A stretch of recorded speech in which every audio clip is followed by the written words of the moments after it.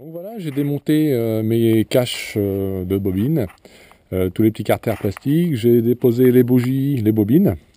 Alors déjà, ce qu'on peut constater, c'est que sur la bougie où on a une suspicion, le cylindre 8 en l'occurrence, déjà on voit que c'est bien noir, on a de l'huile, ce qui n'est pas forcément normal. Sur le cylindre 7, alors là c'est encore pire je dirais, on a plus d'électrodes sur la bougie est cassée, on a de l'huile aussi. Voilà, donc ça c'est pas non plus normal. Et ensuite, voilà, les autres cylindres, le 5 et le 6, je dirais que c'est à peu près cohérent, hein, on n'a pas de gros défauts. Et le 5 non plus. Voilà. Donc ce que je vais faire, comme je disais tout à l'heure, je vais prendre les compressions sur le banc de cylindres qui nous intéresse. Enfin, je vais faire l'ensemble, hein, mais je commence par celui qui pose problème. Donc un petit compressiomètre, hein, tout simple. Hein, on achète ça facilement, c'est pas cher. Donc je vais commencer par le cylindre qui nous embête le plus, donc le 8. Donc c'est tout bête, hein, on visse l'embout à la place de la bougie.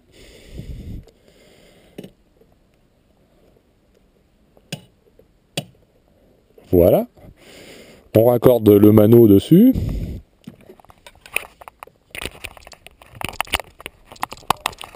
Voilà, le mano est raccordé.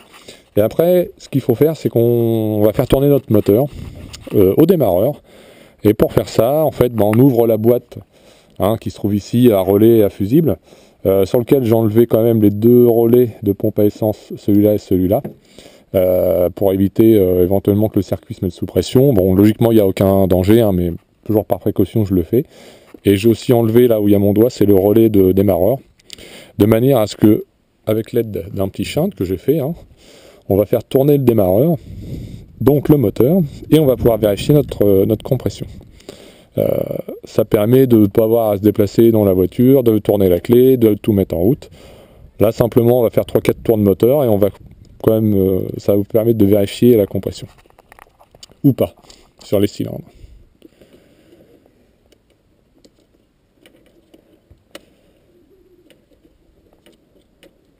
Voilà, donc là je suis prêt à faire tourner. Donc on va regarder l'aiguille. Voilà, donc là, bah voilà, hein, là on a déjà une partie du verdict. Hein, on n'a pas de compression sur le cylindre 8, on a 0, hein, on n'a rien du tout. Rien du tout, rien du tout. Donc on va quand même faire les autres à côté, hein, mais déjà lui a un problème interne, on va dire.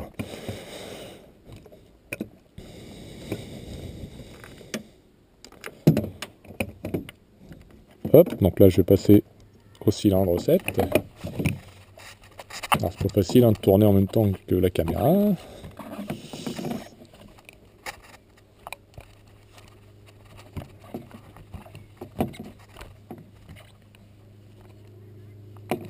Voilà, je vous le fais en live, hein, comme ça vous verrez qu'il n'y a pas de triche.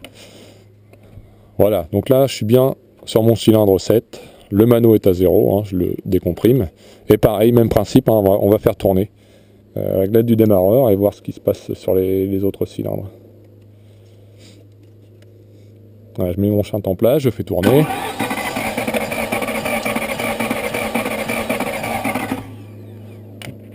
Voilà, donc là on voit un comportement normal du mano, une pression qui monte, donc là on est quasiment à 9 bars. Bon, c'est pas extraordinaire, mais disons qu'on a de la compression. Donc a priori le problème de raté viendrait sur ce cylindre-là, en tout cas, de la bougie qui est HS, hein, on voit bien, il n'y a plus d'électrode, l'électrode est cassée. Bon, pareil, on a une présence d'huile, donc bon. Après, l'humide, c'est pareil, étant donné qu'on n'a pas d'allumage, donc ça veut dire que là déjà, il nous manquait 2 cylindres sur ce moteur. C'est pour ça que ça tournait vraiment pas rond et qu'on n'avait plus de puissance. Donc, cylindre 7, ça vient éventuellement de la bougie, pour commencer. Le cylindre 8, bah, comme on a vu, hein, on n'a pas de compression. Donc là, c'est plus grave. Donc là, pour finir le diagnostic, bah, en fait, il faut ouvrir le moteur, il n'y a pas le choix, il faut déculasser. Hein. Alors, la plupart du temps, sur ces moteurs-là, ce sont les soupapes d'échappement qui cassent. Donc c'est pour ça, c'est ce que je vous disais tout à l'heure, l'importance de prendre la température sur le collecteur d'admission, puisque ce qui se passe, c'est quand on a une soupape de cassée, les gaz d'échappement remontent par le trou de la soupape dans le conduit d'admission, hein, par le trou de la soupape, soupape étant cassée, souvent sur le bord. et les gaz d'échappement donc chauds remontent dans le collecteur d'admission, passent avec l'air qu'on envoie. Et c'est pour ça qu'on est plus chaud d'un côté que sur l'autre côté du moteur où on n'a pas de problème. Donc ça déjà rien que ça, moi je savais, bon j'ai fait la vidéo pour vous montrer, mais déjà rien qu'avec ça, je savais qu'il y avait un problème sur le cylindre 8 et que c'était assez grave. Et bon, voilà, pour moi, il y a forcément déjà au moins une soupape ou un cylindre de rayé sur le cylindre 8, malheureusement sur ce moteur. Voilà, je passe au cylindre 6. Donc là pareil, on a bien l'aiguille qui monte, hein, on a à peu près les mêmes valeurs que sur le 7, hein, on a 9 bars. Hop, là je vais déconnecter le mano. Et on va passer au 5. On va regarder si il a un problème ou pas. Bon, étant donné que les bougies étaient normales, c'est déjà plutôt bon signe au moins pour ce cylindre-là. Je pense qu'on va trouver de la compression et puis après je ferai l'autre côté et voilà, ça permettra déjà de faire un bon diagnostic sans avoir passé trop de temps, dépenser trop d'argent et ça donne déjà une bonne idée de l'ampleur des dégâts. Là en l'occurrence, de toute façon, ce moteur-là, c'est qui tout double, il faut ouvrir et si les cylindres sont rayés, bah, c'est mort et si c'est pas rayé, on peut éventuellement déculasser, changer les soupapes, mais ça représente une bonne cinquantaine d'heures de travail. Ce qui n'est pas toujours rentable sur un modèle de cette année. En plus, ça c'est un 2002, c'est les premiers modèles, donc après on verra ce qu'on fait. Voilà, donc je prends la compression sur notre dernier cylindre de ce banc, le cylindre 5. Donc, toujours le même principe, hein.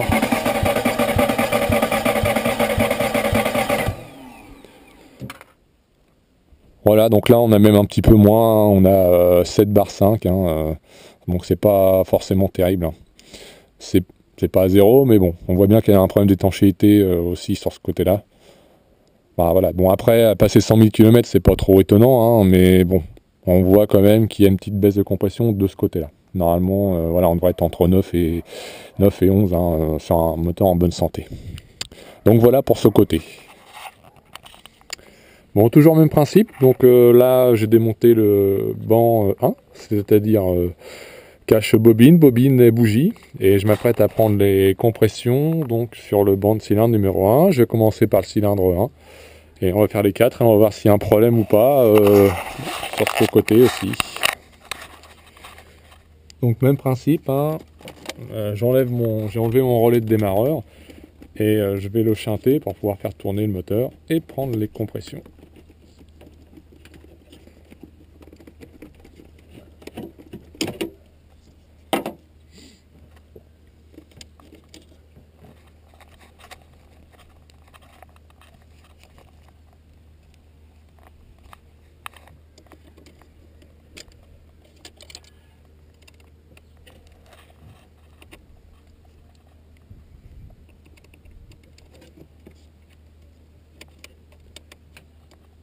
Donc voilà, cylindre 1.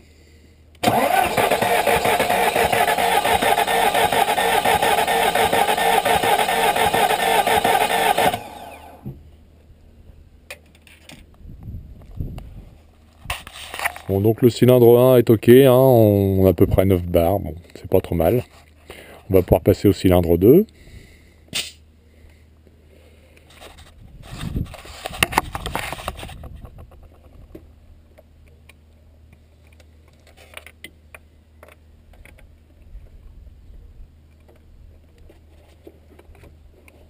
Bon, le cylindre 2 c'est le plus compliqué parce que avec le support moteur qu'il y a au-dessus qui nous gêne, c'est pas toujours évident de visser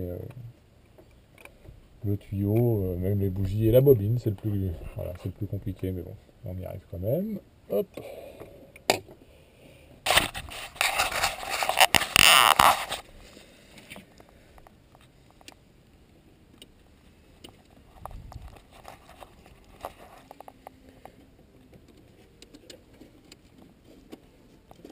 Donc voilà le cylindre 2.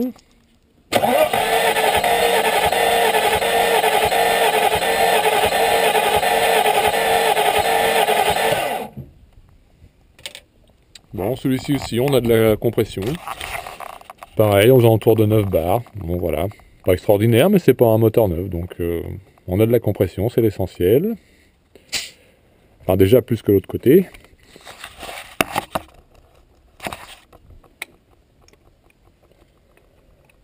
On va passer au cylindre 3.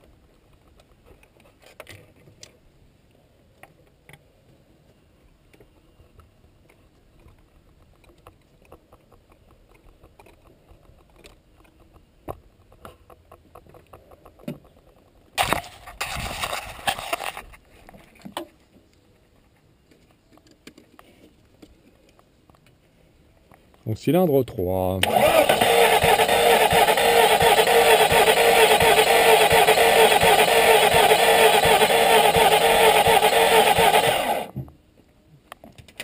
Bon, cylindre 3, on a à peu près les mêmes valeurs que le 1 et le 2. Hein. On nous entoure de 9 bars aussi, hein, 8 bars. Donc toujours pareil. On a de la compression. Et on va terminer par le dernier cylindre, le 4. Et comme ça, on aura fait le tour complet du moteur. Et après, malheureusement, pour continuer ce diagnostic, approfondir, il faudra ouvrir, au moins déculasser déjà pour voir dans un premier temps. Pour voir les causes du manque de compression, donc je récapitule, hein, le cylindre 8, on n'a pas de compression du tout, et le cylindre 5, on a une compression qui n'est pas terrible. Donc, probablement une casse ou un début de casse à ce niveau-là sur ces cylindres. Enfin, déjà le 8 c'est sûr, il y a quelque chose qui n'est plus étanche, peut-être une soupape ou une chemise rayée, et le 5 pareil, peut-être un début de chemise ou de soupape en train de casser.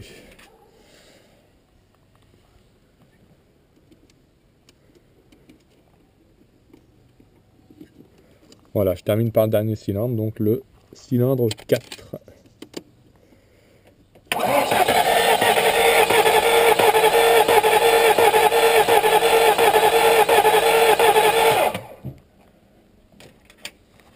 Voilà, donc qui lui, a priori, n'a rien non plus de très grave. On a toujours entre 8 et 9 bars, donc on est équilibré sur ce banc de cylindre, donc c'est vraiment pas lui qui nous posait bien problème, hein, c'était vraiment l'autre côté. Donc cylindre 8 HS et cylindre 5 possible problème, probable problème au niveau de la chemise, peut-être qui est en train de se rayer au niveau du cylindre. Mais bon, pour voir tout ça, il faut ouvrir malheureusement. Voilà, j'espère que ça peut vous aider. Donc n'oubliez pas, c'est quelque chose d'assez important la prise de compression, surtout si vous devez acheter une voiture, surtout un Cayenne Turbo. Je vous conseille fortement de le faire ou de le faire avant d'acheter la voiture. Comme ça, vous allez voir s'il y a une faiblesse sur un des cylindres, c'est une preuve qui indique que vous allez avoir des frais assez rapidement derrière. Une éventuelle casse de soupape ou autre, voire plus grave, hein, une chemise rayée sur ce moteur. Donc ça peut arriver sur les modèles 2000, on va dire les premiers modèles, hein, jusqu'à 2007. Voilà, on n'est pas à l'abri de ça malheureusement. Voilà. Après les causes, on ne sait pas trop expliquer. Porsche de son côté pareil, ne dit rien. Donc voilà, c'est statu quo là-dessus. Mais ça arrive, donc pensez-y, c'est des petits tests simples, ça prend à peu près 2 heures pour faire l'ensemble. Voilà, ça vaut le coup peut-être de se pencher sur le problème avant d'acheter ou de faire d'éventuels frais. Voilà, allez, à bientôt.